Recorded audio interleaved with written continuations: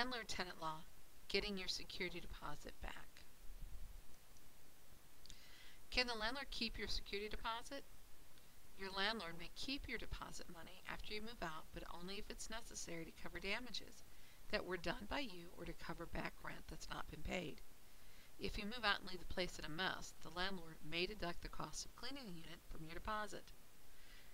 Remember, the landlord cannot keep your deposit for normal wear and tear. What should you do when you move out? First, take pictures of your unit when you move out to prove that you left it in a good condition. When you are moved out, go through your unit with the landlord and complete the landlord-tenant checklist. Remember, you should have gone through the checklist and written down the condition of the unit when you moved into it. How do you get your deposit back after you move? If the landlord does not voluntarily give you your security deposit after you move, you must demand it in writing. Send the landlord a certified letter demanding the return of your deposit.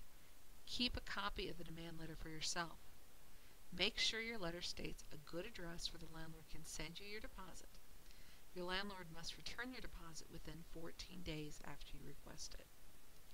You can get a sample letter of a demand for the return of your security deposit at Legal Aid of Nebraska's Landlord-Tenant Handbook.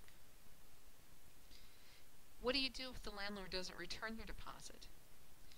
If your landlord doesn't send all your deposit back, you have the right to know exactly where the money is being held and to receive an itemized list of what the money was spent on.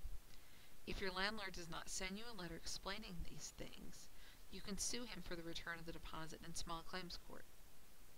If the landlord does tell you why you're not getting your deposit back and you don't agree, you can also sue him for the return of the deposit.